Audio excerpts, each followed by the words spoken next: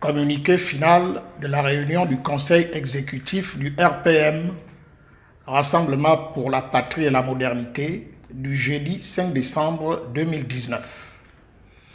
Le Conseil exécutif du RPM a tenu à Libreville sa réunion hebdomadaire ce jeudi 5 décembre 2019 à partir de 14h30 sous la présidence du patriote Alexandre Barrot-Chambrier, président du parti. À cette occasion, le Conseil a procédé à un large échange de vues sur l'actualité nationale et sur les questions relatives à la vie du parti. 1. Actualité nationale. S'agissant de l'actualité nationale, le Conseil exécutif du RPM a pris connaissance de la composition du nouveau gouvernement rendu public le 2 décembre 2019 à l'issue d'un énième remaniement. Le deuxième en l'espace de 3 semaines et le sixième depuis l'AVC d'Ali Bongo, survenu à Riyad le 24 octobre 2018. Ces remaniements à répétition, malgré les raisons données pour les justifier, posent le problème de l'instabilité du gouvernement, de son inefficacité et de l'image qu'il projette de notre pays. Ali Bongo, ou plus exactement, ceux qui décident actuellement pour son compte, ne semblent pas tirer les leçons de leurs échecs récurrents. A beau changer d'acteur pour l'accompagner dans sa gouvernance, les mêmes causes produiront les mêmes effets, car le véritable problème est non seulement celui de sa légitimité contestée depuis 2009, mais aussi de son manque de discernement dans le choix de ses collaborateurs et de son aptitude à diriger l'État. En effet, comment peut-il expliquer qu'en 10 ans, il aille d'erreur de casting en erreur de casting et découvre subitement que ceux à qui il a délégué une parcelle de pouvoir passent leur temps à braquer les caisses de l'État? Cette situation qui s'est accentuée depuis octobre 2018, où malgré les dénégations de ses partisans, son état de santé devrait conduire dans l'intérêt supérieur de la nation à la vacance du pouvoir. Cette vacance est d'autant plus impérieuse aujourd'hui qu'après avoir tiré les ficelles en coulisses avec la complicité de sa parentèle directe, Noureddine Bongo Valentin, qui se voit propulsé en qualité de coordinateur général des affaires présidentielles, fonction dont le contenu ressemble à s'y méprendre à celle de vice-président de la République, alors qu'il n'a aucune expérience ni démontré quelque capacité que ce soit pour justifier un tel choix à un moment où le Gabon est confronté aux plus graves difficultés de son histoire. Cette nomination qui s'apparente à une provocation de trop vis-à-vis du peuple gabonais est susceptible d'ébranler la cohésion nationale. Le Conseil exécutif du RPM réaffirme son opposition farouche à toute monarchisation du Gabon et appelle le peuple gabonais à dire non, non et non. Le Gabon ne saurait être la propriété d'une famille et ne peut se résigner à cette nouvelle imposture. Les tenants actuels du pouvoir misent sur l'apathie et le calme apparent des Gabonais. Ajoutés à la diversion sur l'arrestation des membres de la GEV, figurant dans leur plan de départ et aujourd'hui mis brutalement à l'écart du fait de contradictions pouvoiristes.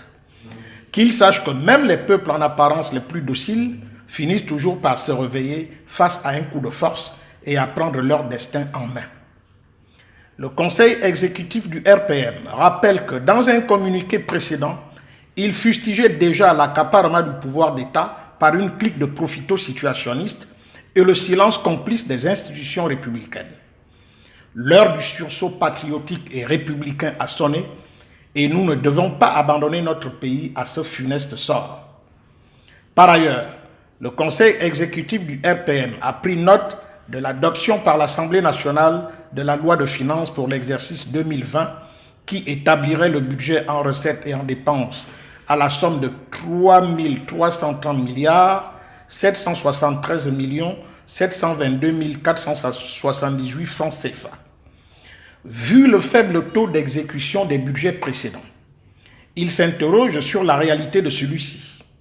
De plus, il constate que les principales hypothèses sur lesquelles repose le cadrage macroéconomique et budgétaire projetterait le taux de croissance à 3,8%, niveau insuffisant pour espérer une croissance réellement inclusive, dont on doute d'ailleurs qu'il puisse se réaliser dans le contexte actuel. Faut-il rappeler qu'en 10 ans, les gouvernements successifs d'Ali Bongo ont été incapables de mettre en œuvre son propre projet, malgré d'énormes ressources financières et des hypothèses de croissance des plus optimistes. Le conseil exécutif du RPM tient par conséquent à féliciter ses députés à l'Assemblée nationale qui ont souligné que ce budget ne mettait pas suffisamment l'accent sur les secteurs prioritaires que sont la santé, l'éducation, l'enseignement supérieur, le travail, l'emploi et la formation professionnelle et ont logiquement de ce fait voté contre son adoption en l'état. Dans un tout autre domaine, le Conseil exécutif a pris acte de la clôture le samedi 30 novembre 2019 du dialogue intensif entre l'Union européenne et le Gabon sans que l'opinion ne soit véritablement informée des conclusions auxquelles les deux parties sont parvenues. Il note que ces pourparlers se poursuivront périodiquement.